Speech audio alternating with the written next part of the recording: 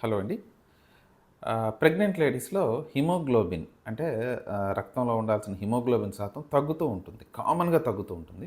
దీనికి కారణాలేంటంటే, first and foremost కారణం ఏంటంటే, ఫిజియోలాజికల్ ఎనీమియా అంటారు. ఫిజియోలాజికల్ ఎనీమియా అంటే ప్రెగ్నెంట్ లేడీస్‌లో ఆహ్, ఆహ్, ఆ ఇండివిడ్యుయల్‌తో పాటు లోపల బేబీ పెరుగుతుంది. లోపల బేబీకి కూడా న్యూట్రిషన్ అవసరం పడుతూ ఉంటుంది.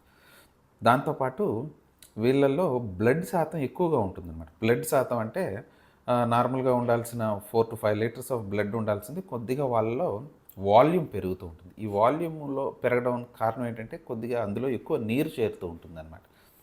దానివల్ల హిమోగ్లోబిన్ శాతం స్పూరియస్‌గా తగ్గినట్టుగా కనబడుతూ ఉంటుంది. ఇది కామన్‌గా ప్రెగ్నెంట్ లేడీస్‌లో ఉంటుంది.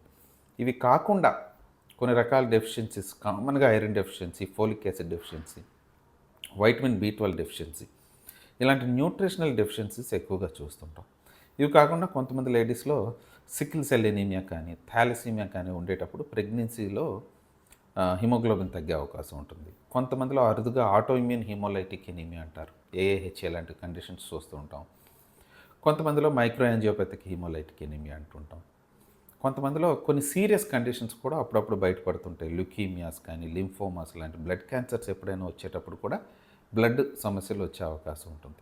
సో, కారణం ఏంటో తెలుసుకొని దానికి మనం ట్రీట్మెంట్ చేయగలిగితే ప్రెగ్నెన్సీ స్మూత్‌గా అవుతుంది. డెలివరీ కూడా సమస్యలు లేకుండా అయ్యే అవకాశం ఉంటుంది.